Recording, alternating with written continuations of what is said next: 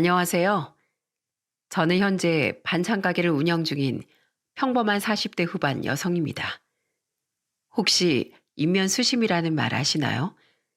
사람의 낯이라고 마음은 짐승 같은 걸 일컫는 말인데 저는 얼마 전에 평생 알고 지낸 인물이 인면수심한 인간으로 변한 걸 확인하게 됐어요. 정말 사람으로 태어나 어찌 그런 짓을 할 수 있는지 도무지 평범한 저로선 상상도 못한 일을 저지른 사람들이었습니다. 그런 사람들에게 인간의 도리란 그저 말뿐인 것들이었어요. 그래서 얼마 전 그들에게 그에 걸맞는 대가를 치르도록 만들어줬습니다. 오늘의 이야기는 저의 믿음을 배신한 그 사람들에 관한 이야기랍니다. 전 어릴 때부터 딱히 잘하는 게 없는 아주 평범한 아이였어요. 대신 부모님의 귀여움을 한 몸에 받는 늦둥이 귀한 딸이었죠. 학업에 많은 돈이 들었던 때라 저는 고등교육을 포기하기로 했습니다. 그리고 당시 어머님이 하시던 가게에서 일을 하기로 했죠.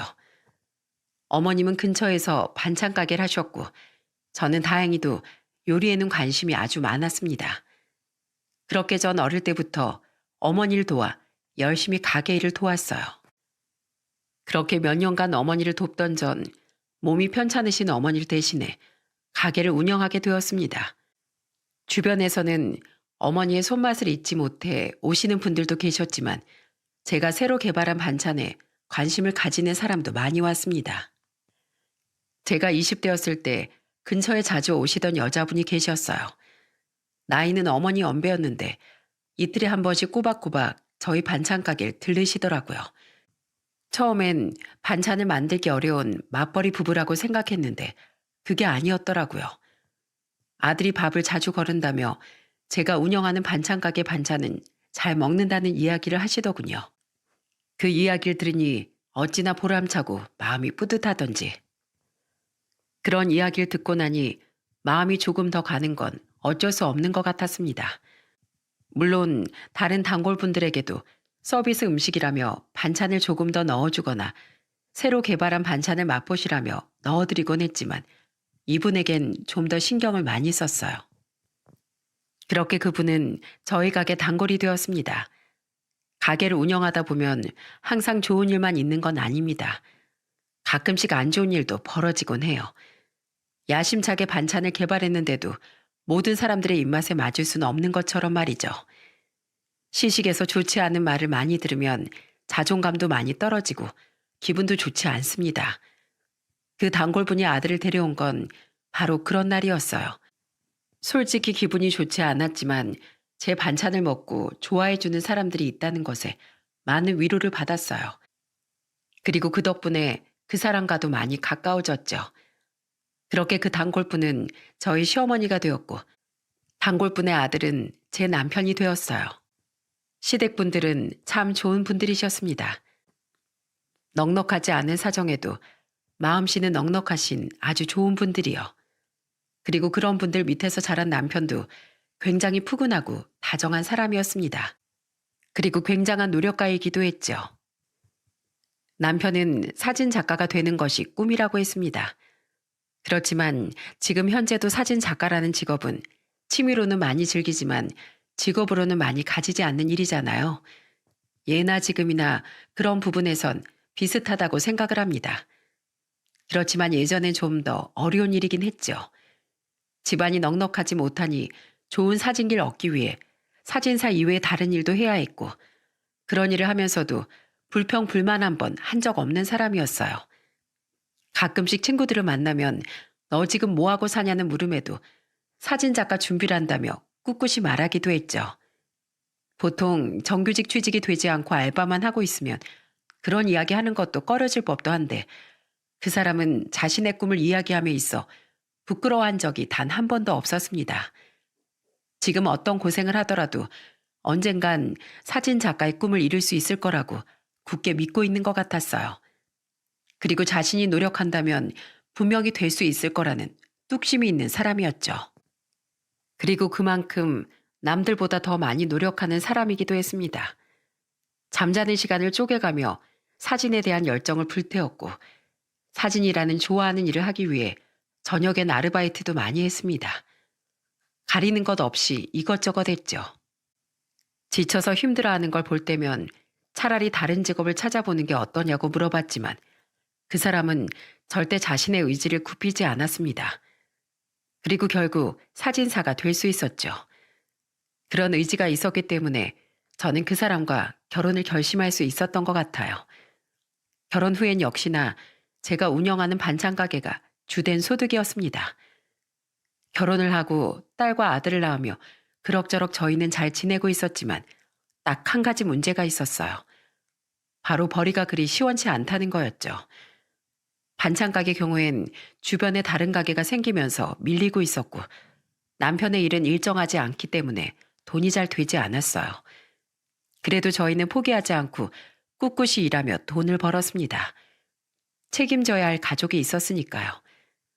당시 남편은 인물을 찍는 일을 전문으로 하고 있었고 결혼할 때쯤엔 동네 사진관에서 사장님 밑에서 일하며 월급을 받으며 일을 하고 있었습니다. 많이 벌지 못하니 금전적인 도움을 드리는 건 유언하였고 남편은 자신이 할 수 있는 일로 친정에 어떤 식으로든 도움을 주려고 했습니다. 가족들의 추억을 위해 사진을 자주 찍어주었거든요. 그래서 친정에서 일 있으면 꼭 빠지지 않고 들리기도 했습니다. 그 덕분에 자주 친정아버지와 남편을 만나게 되었고 사진도 자주 찍어드렸죠. 이서방, 자네 혹시 결혼식이나 돌잔치 사진도 잘 찍을 줄 아는가? 사진관에서 찍는 거 말고 말일세. 예, 바뀌든 아니든 예쁘게 잘 찍을 수 있습니다. 장인어른, 그런데 그런 건 왜 물으시는 겁니까? 다른 게 아니라 내 친구들이 많은데 내가 우리 사이가 사진을 찍는다니까 자기네들 행사에 와서 사진을 찍어줄 수 없냐고 묻더구만. 그래서 내 자네를 소개시켜 주려고 하는데 시간은 괜찮은가? 시간이 정해져 있는 식 같은 경우엔 제가 사진관의 양해를 구해보도록 할게요. 장인어른 부탁이신데 제가 안 해드릴 수가 없죠. 예쁘고 행복해 보이게 제가 잘 찍어드리겠습니다. 걱정하지 마시고 믿고 맡겨주세요. 두 분의 대화엔 신뢰가 가득 담겨 있었습니다. 아버진 발이 넓고 사람을 좋아하시는 분이셨습니다.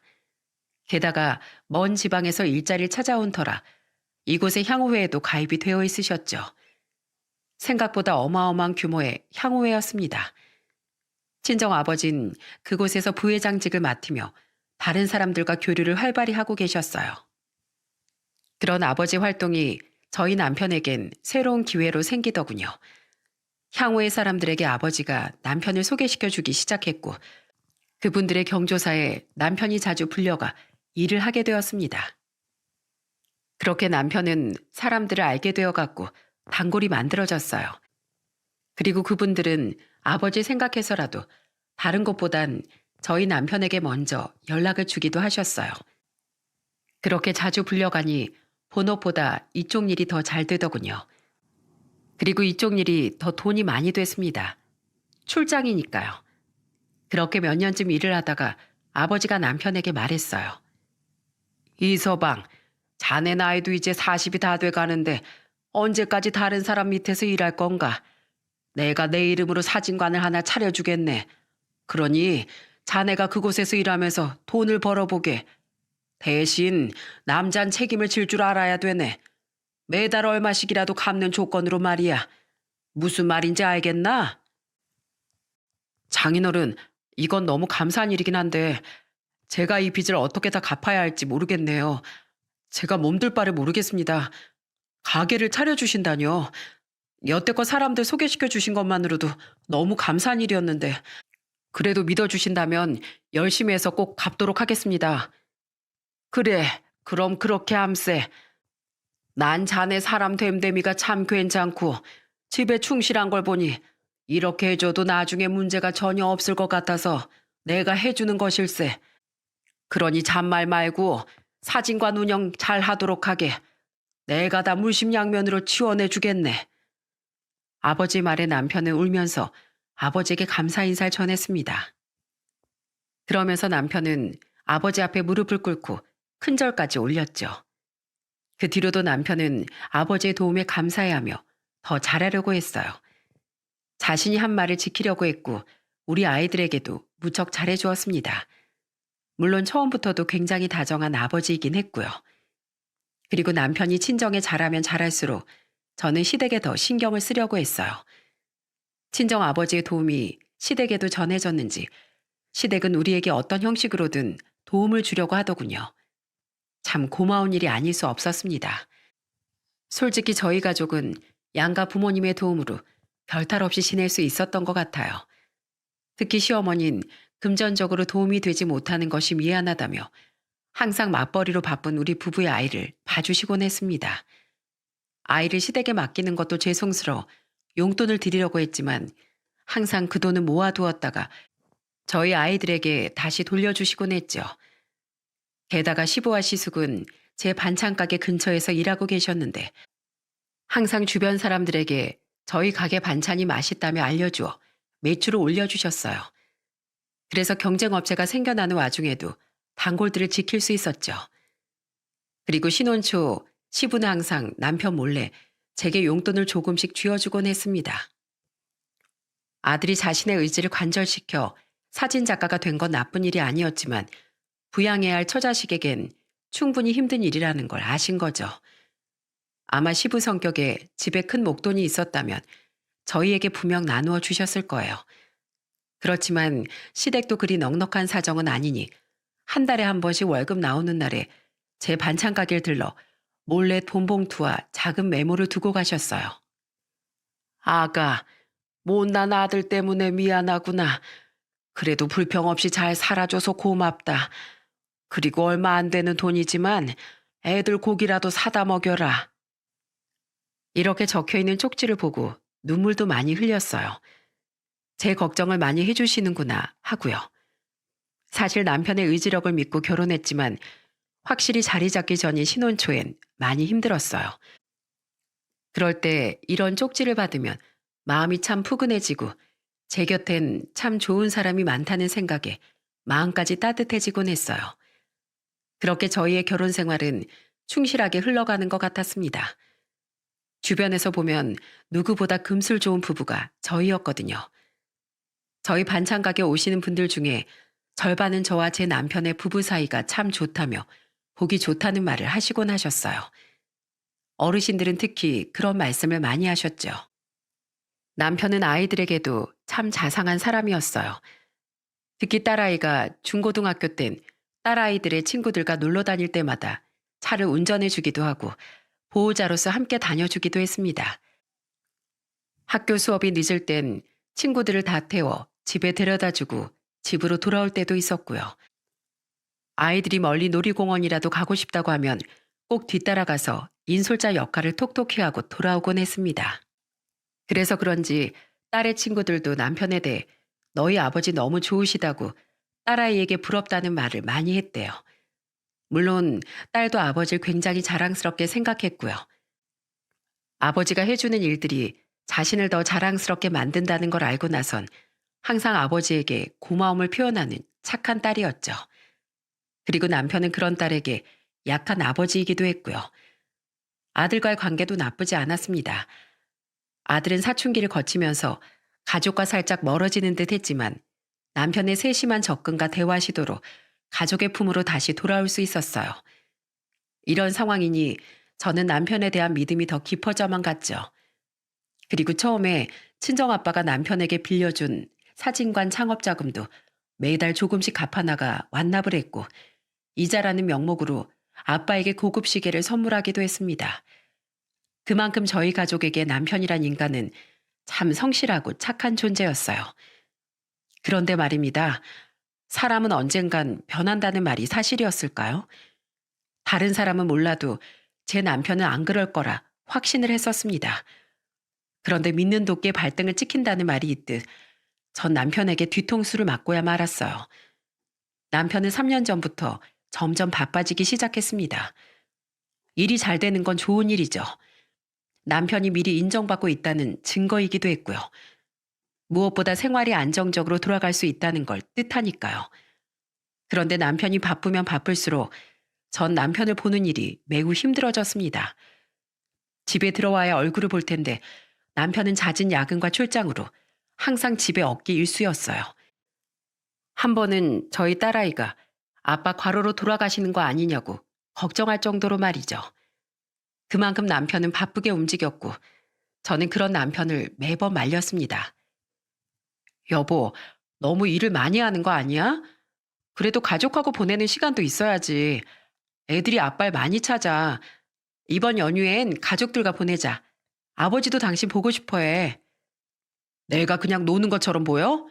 나 이래봬도 당신이랑 우리 자식들 건사하려고 몸이 가루가 되도록 열심히 일하고 있어. 그런데 당신까지 이런 얘기 해야 되겠어? 쉴 수 있으면 쉬었겠지. 못 쉬니까 이렇게 일하는 거야. 앞으로 나한테 쉬라 마라 그런 얘기도 하지 마. 그 이야기를 듣고 엄청난 충격을 받았지만 그 뒤에 그보다 더 충격을 받을 일이 생겼기 때문에 그 일은 잠시 접어두고 있었어요. 남편의 막말을 없던 일로 해야 할 만큼 큰 일은 바로 아버지의 입원 소식이었습니다. 솔직히 이때부터 전 점점 더 피폐한 생활을 하기 시작했습니다. 아버지가 다치셨는데 치료를 아무리 해도 잘 낫지를 않는 거예요. 계속 다친 곳이 덧나기만 하고 닦지도 않지 않고 계속 아프기 시작하자 아버지는 어머니의 성화에 큰 병원으로 가게 됐습니다. 그리고 검사 결과는 청천벽력과도 같은 말이었어요. 바로 혈액암이라고 불리는 백혈병이었죠. 진단을 받고 아버진 바로 병원으로 입원하게 되었습니다. 그리고 그와 동시에 저도 무척 바빠지기 시작했죠. 가게는 가게 일대로 해야 했고 어머니와 번갈아 가며 아버지 병간호도 해야 했으니까요. 무균실로 옮겼을 땐 어차피 정해진 시간 이외엔 아버지와 면회도 할 수 없었고 시간은 좀 더 널널했지만 마음속은 더욱더 피폐해지기만 했습니다. 아버지 얼굴을 볼 땐 그나마 마음을 더 추스릴 수 있었어요. 슬프긴 해도 지금 제 곁에 있으니까. 그런데 얼굴을 보지 않으니 온갖 잡생각이 다 들더군요. 혹시 나빠지면 어떻게 하나, 수술이 잘못되면 어떻게 하나, 그런 생각들만 계속하고 있는 절 발견하게 된 겁니다. 그리고 그 와중에 제일 필요했던 남편의 위로는 받을 수 없었죠. 전 남편에게 말했어요. 우리 아빠 백혈병이래. 나 너무 힘들어. 어떡하면 좋아? 저는 내심 남편의 위로의 말을 해주길 바랬습니다. 잠시 소원했다 하더라도 저희는 부부고 힘든 데일수록 더 단단해지는 사이라고 믿고 있었거든요. 그런데 남편은 마치 아무 연관도 없는 사람이 말하는 것처럼 제게 이야기하더군요. 병원 입원하셨잖아. 상태는 지켜보면 알겠지. 재수없게 벌써부터 무섭다 힘들다 난리야. 낳을 사람은 낳고 안 낳을 사람은 안 낳는 거야. 그냥 당신이 지켜보면 될 일이지. 당신 어떻게 우리 아버지한테 그렇게 차갑게 얘기할 수가 있어? 그리고 당신 아버지 아픈 뒤로 한 번이라도 아버지 병문안 가본 적 있어? 없잖아. 가보겠다고 말이라도 꺼낸 적 있냐고. 그런 적도 없잖아. 내가 가면 뭐가 되는데? 내가 간다고 해서 장인어른 병이 낫는 거 아니잖아. 그러면 가까운 사람이 가는 게 맞고 시간 나는 사람이 가는 게 맞지. 바쁜 사람을 뭐 거기까지 불러? 저는 충격을 받았습니다. 남편의 차갑고 냉정한 말투에 말이죠. 여태껏 그런 식으로 제게 말한 적은 없었습니다. 게다가 저희 아버지와도 그렇게 사이가 좋았는데 어떻게 이런 식으로 밖에 말을 못하는 건지 이해가 가지 않았어요. 제가 뭐라고 퍼부으려는 찰나 남편은 또 울리는 전화를 받더니 밖으로 나가더군요. 힘내라, 괜찮을 거다. 그런 말을 기대했던 제가 바보 같았습니다. 남편과 일을 누군가에게 말하고 싶었지만 말할 곳은 없었어요. 친정은 친정대로 아버지의 병 때문에 난리가 났고 시댁은 시댁대로 상황이 여의치 않았거든요. 게다가 말을 할 수 있는 타이밍도 아니었어요. 남편과 이야기를 나눈 다음 날이 아버지 이식 수술이 잡혀있는 날이었거든요. 아버지 막내 동생인 제 삼촌이 골수가 맞아 고맙게도 골수 이식을 겨우 하실 수 있었어요.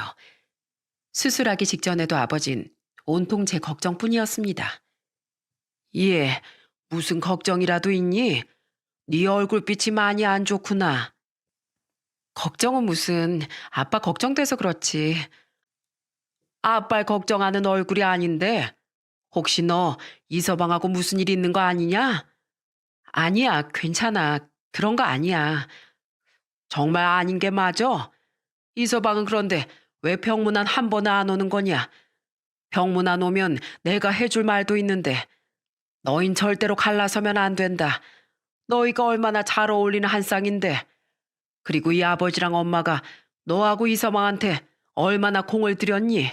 정말로 그런 거 아니에요. 그 사람 잘 지내고 있고 요즘에 바빠서 얼굴도 잘 못 봐. 아빠 병문안 얘기하긴 했는데 이번에도 바쁜 일정이 있어서 나도 말을 많이 못했어. 미안해요, 아빠. 큰일이구나. 꼭 해주고 싶은 말이 있었는데 이렇게 보기가 힘들면 아빠 수술하고 나서 얘기해 보세요. 그땐 자기도 생각이라는 게 있으면 오겠죠. 저는 좋은 말이 나오지 않았습니다. 아버지에게 우리 사이가 좋지 않다는 걸 들키고 싶지 않다는 생각도 했지만 지금 당장 언짢은 기분은 어쩔 수 없더라고요. 아버진 그런 제 모습에 더 이상 남편에 대한 이야기를 하지 않았습니다. 아버진 마지막까지 남편을 기다렸습니다. 남편에게 꼭 해주고 싶었던 말이 있었던 것 같아요. 그것이 무엇인진 영영 듣지 못했죠. 남편이 오지 않았으니까요. 아버지가 곧 돌아가실지도 모른다는 이야기에도 남편은 전혀 흔들리지 않았습니다. 그리고 여전히 자기 일을 할 뿐이었죠. 몇 번 남편에게 전화를 했지만 남편은 전화도 받지 않더군요. 저는 너무나 원망스러운 마음이 들었습니다. 저에게 못되게 구는 건 이해할 수 있었어요. 제가 뭔가 마음에 들지 않았다면 그럴 수 있겠죠. 하지만 아버진 달라요. 아버진 남편을 위해 누구보다 헌신을 한 사람이었습니다. 어떻게 보면 남편의 은인이기도 한데 이런 식으로 행동한다는 게 믿겨지지가 않았어요. 제 전화와 문자에 남편은 딱 문자 하나를 보내오더군요. 바빠서 못 가. 정말 분노가 치밀어 올랐습니다. 장인이 위중하시다는데 사위가 돼서 할 소린가요? 그리고 그때 오빠에게서 연락이 왔거든요. 아버지 용태가 좋지 않아 보호자들 빨리 오라고 했다면서 말이죠. 저는 너무 놀라 뛰어갔고 아버진 힘겨운 얼굴로 그저 버티고 있더라고요. 얼마나 아프실까요? 얼마나 힘들었을까요? 아버지, 힘내요. 제발, 아직은 아니야. 손주들 시집 장가 가서 증손주 낳는 것까진 보고 가야죠. 어? 아버지, 제발, 우리만 이렇게 두고 가지 마세요. 하지만 아버진 제가 온 걸 알았는지 바로 몇 분 만에 돌아가시고 말았어요. 아버지, 돌아와요. 왜 이렇게 빨리 가시려고? 저희 곁에 조금만 더 있어 주시지. 뭐가 그리 바빠서. 미안해요. 계실 때 더 잘해드렸어야 했는데. 죄송해요, 아버지. 아버지를 잃은 슬픔은 너무 컸습니다. 아버지가 없다는 사실만으로도 저의 기분은 완전 바닥이었어요. 이런 상황이라 남편에 대한 일을 질질 끌고 있을 수도 없었고요. 바로 아버지의 장례식이라는 커다란 문제가 남아 있었거든요.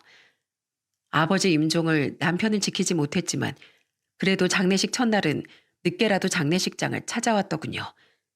하지만 그는 다른 곳에 관심이 있는 듯 전화기만 만지작거리며 성의 없는 모습을 보여주었어요.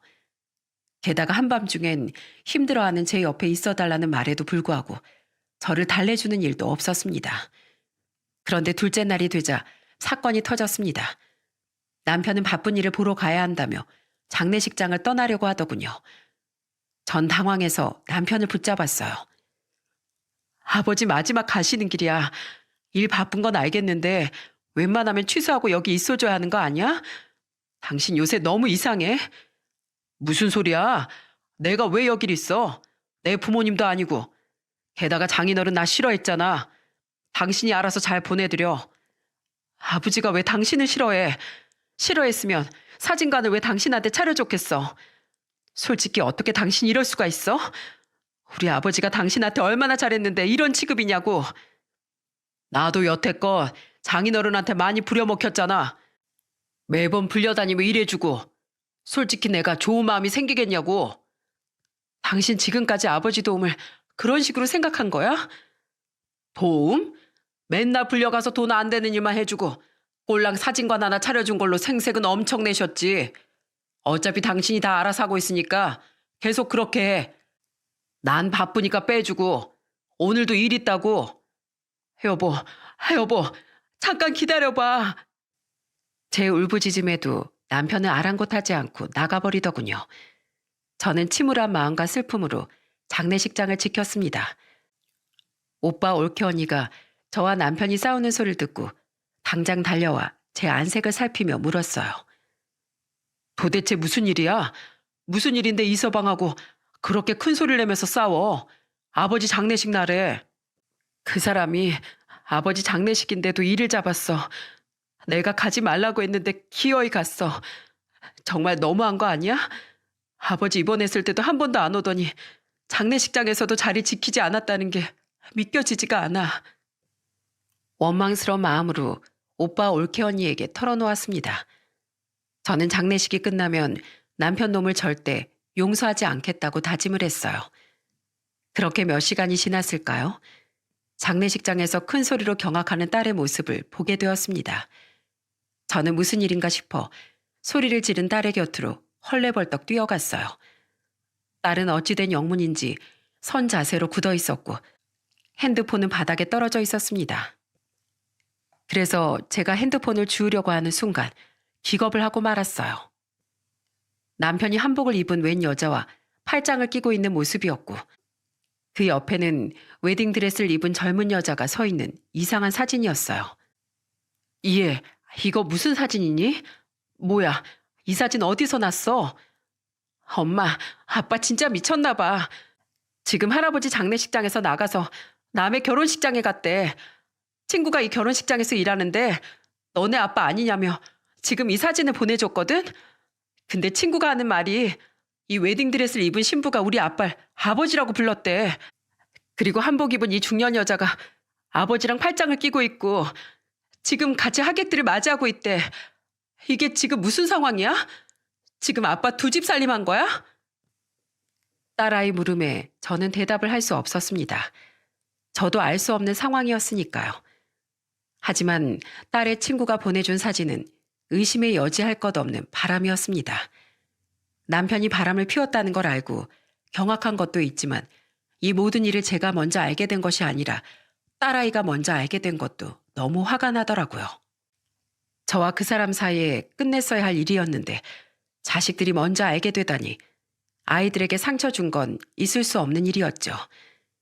지금껏 좋아하던 아버지의 외도만으로도 딸아이에겐 충분한 상처가 됐습니다. 전 도저히 참을 수 없어 딸아이 친구가 일하는 예식장으로 쳐들어가기로 했어요. 짐승보다 못한 그놈을 응징하기로 했습니다. 전 옷을 갈아입을 틈도 없이 상주복을 입고 택시에 올라탔습니다. 제가 결혼식장 이름을 말하자 택시 기사가 절 빤히 쳐다보더군요. 상복을 입은 여자가 식장을 가자고 했으니 궁금할 법도 하겠죠. 하지만 저는 그 눈빛을 애써 무시했습니다. 그렇게 택시에서 내려 건물 앞에 선 저를 수많은 사람이 쳐다보더군요. 하필 이 경사스러운 날에 상복을 입은 여자라니. 결혼식장도 아버지 장례식하고 무척이나 가까웠습니다. 차로 15분 거리였어요. 저는 택시에서 내려 남편이 있다는 2층으로 올라갔습니다.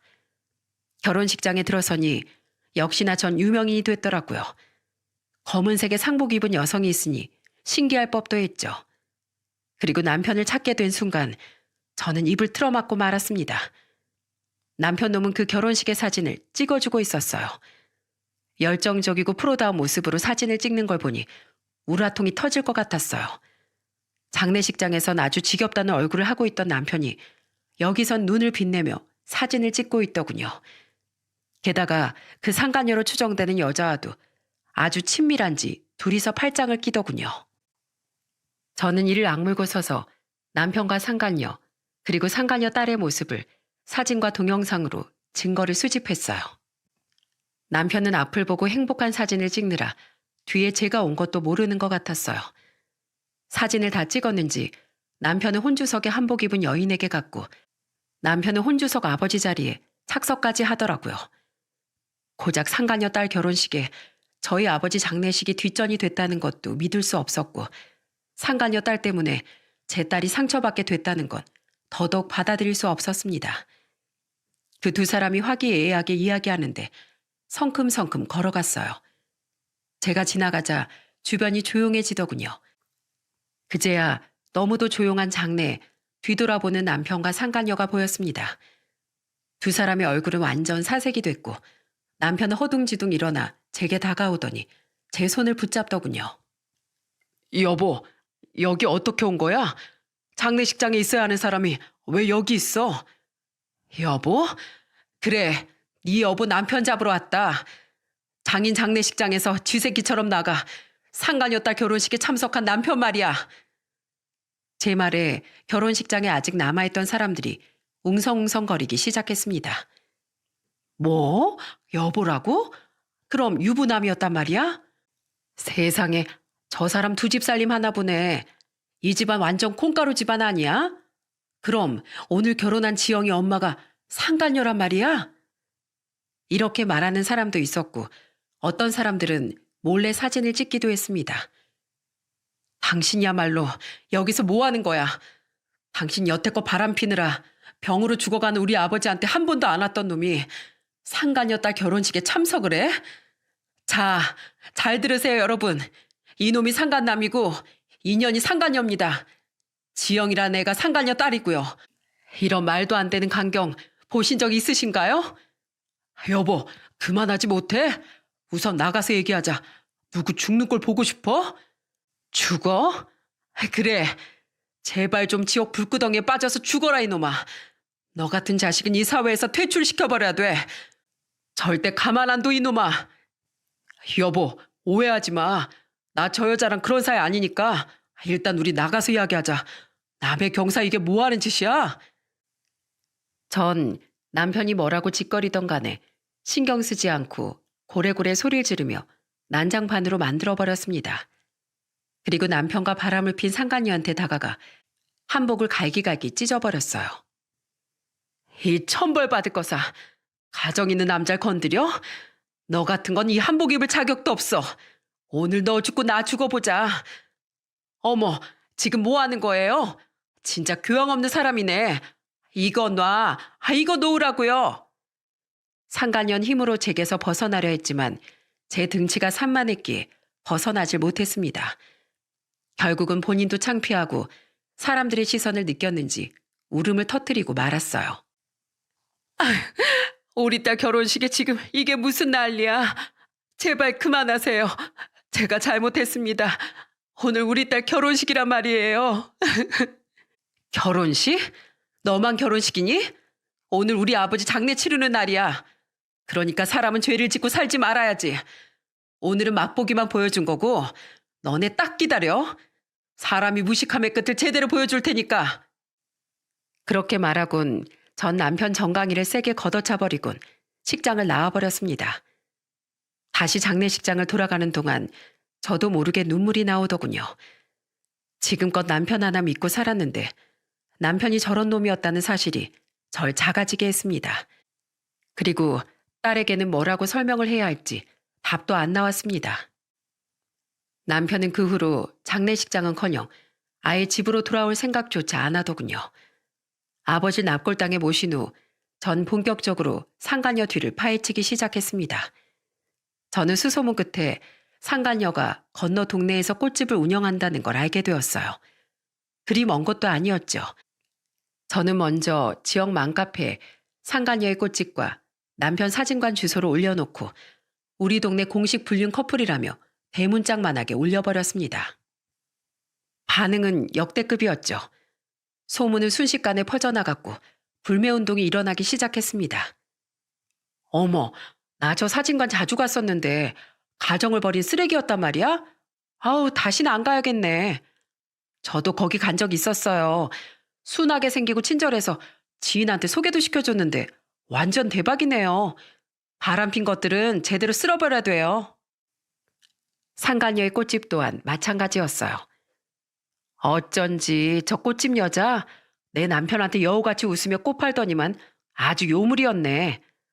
저 여자 얼굴 다 뜯어고쳤잖아요. 남자 꼬시려고 뜯어고쳤나 본데 우리 다신 저 꽃집 가지 말아요. 팔아줘서도 안 됩니다.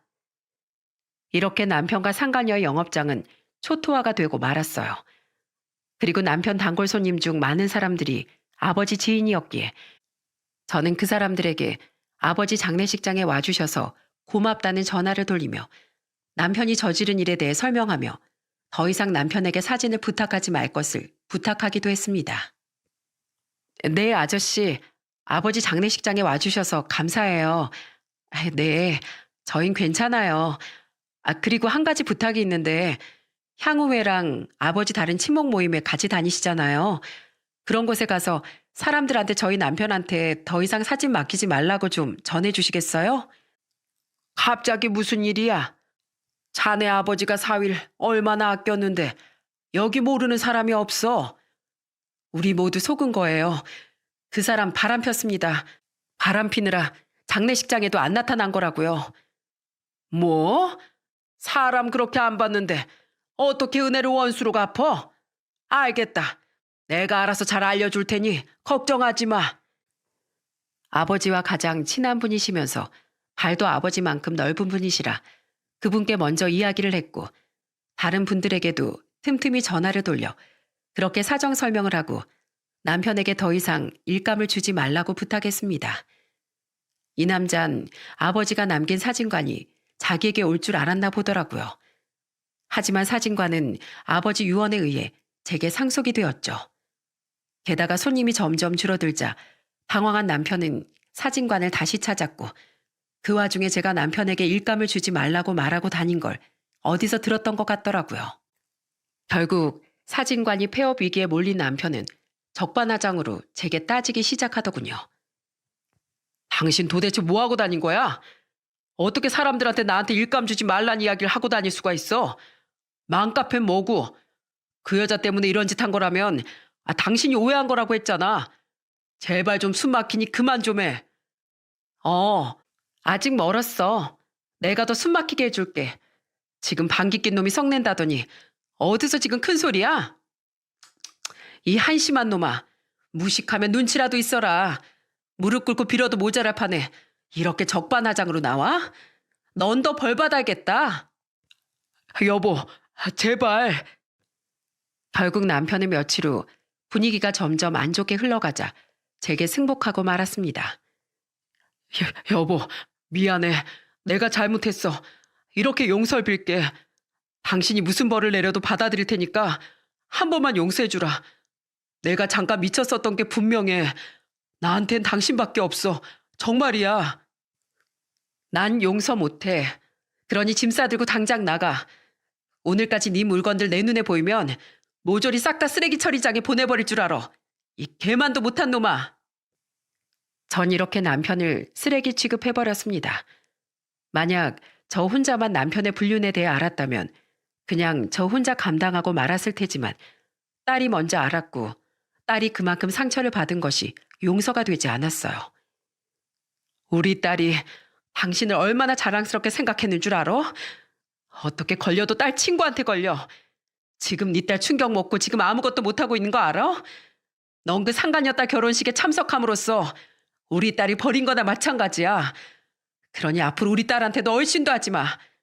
네 딸 마음에 대못을 박았으니 난 당신이 빌건 말건 이혼할 거야. 당신은 바람 피면서 우리 집을 악몽으로 밀어넣은 장본인이라는 거 명심해. 난 절대 당신 용서 못하니까 위자료 준비하고 당장 여기서 꺼져. 여보, 제발. 나 여기서 나가면 갈 곳도 없어. 어떻게 얻은 사진관인데 여기서 나가면 나 또 다른 사람 밑에서 일하면서 지내야 돼. 나이가 이제 50이 넘었는데 고용해줄 사람도 없다고. 그거야 당신 사정이지. 가족들 뒤로하고 상간녀랑 즐거운 생활 보낼 땐 이런 거 생각조차 못했나 봐.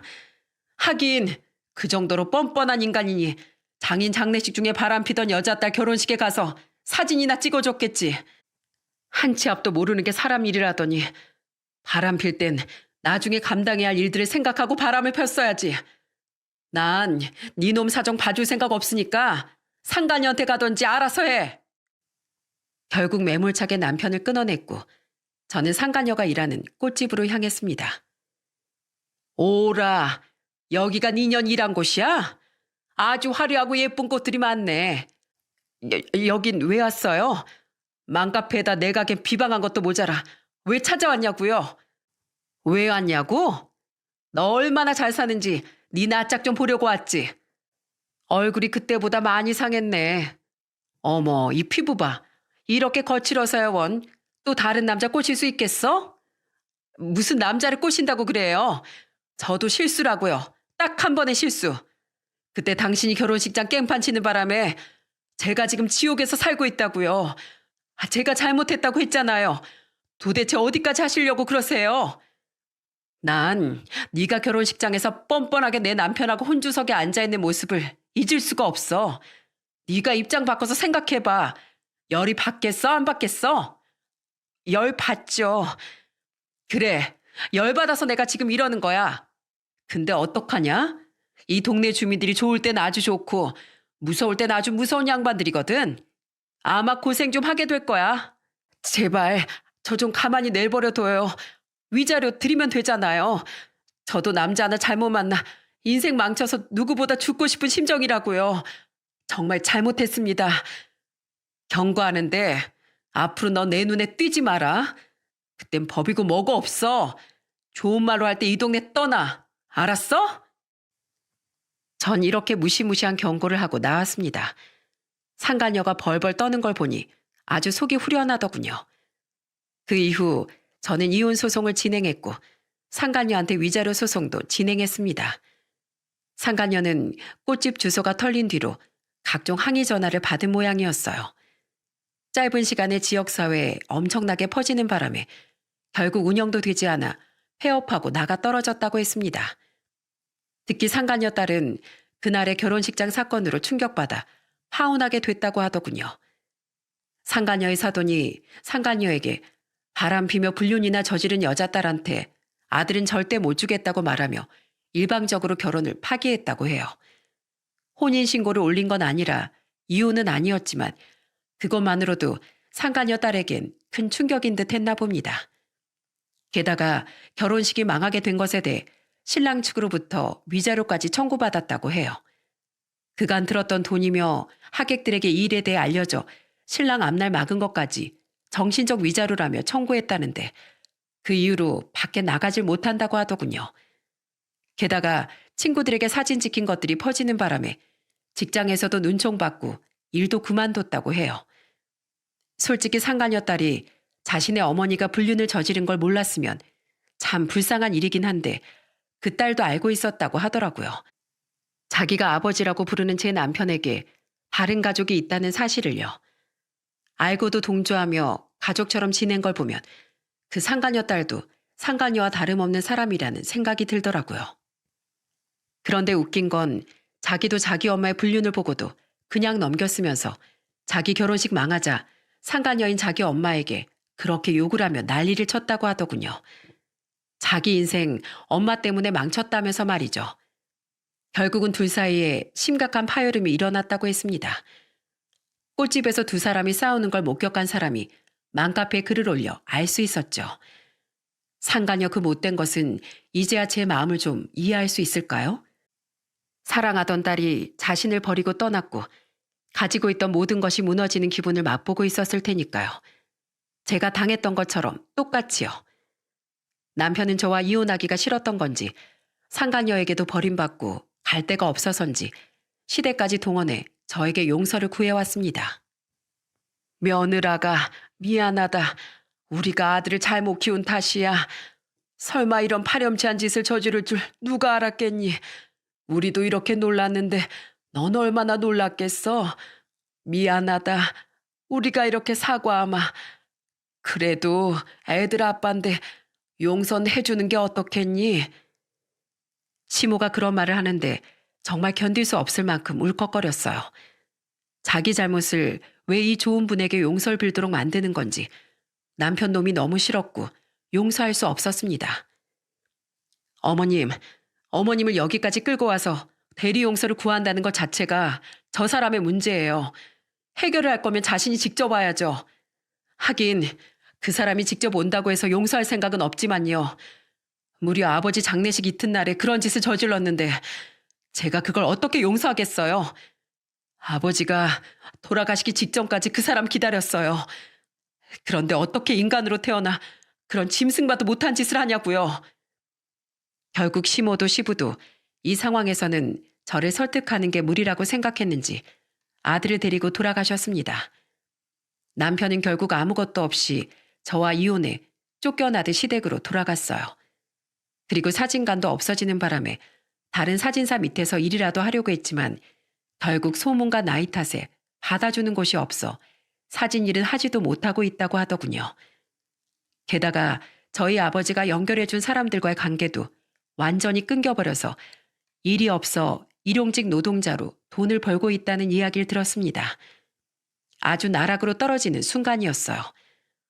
상가녀는 꽃집이 망하고 너무 시달린 탓에 다른 직종을 선택하려고 했지만 이 지역 내에 이미 소문이 다 나고 얼굴도 팔려서 결국 다른 지역으로 쫓겨나듯 도망갔다고 해요.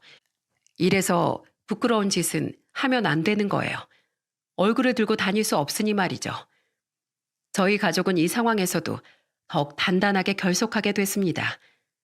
충실한 가장이자 자랑스러웠던 아빠를 잃는다는 게 아이들에게 어떤 의미인지는 알지만 이미 그 사람은 예전의 가장이자 아빠가 아니었습니다.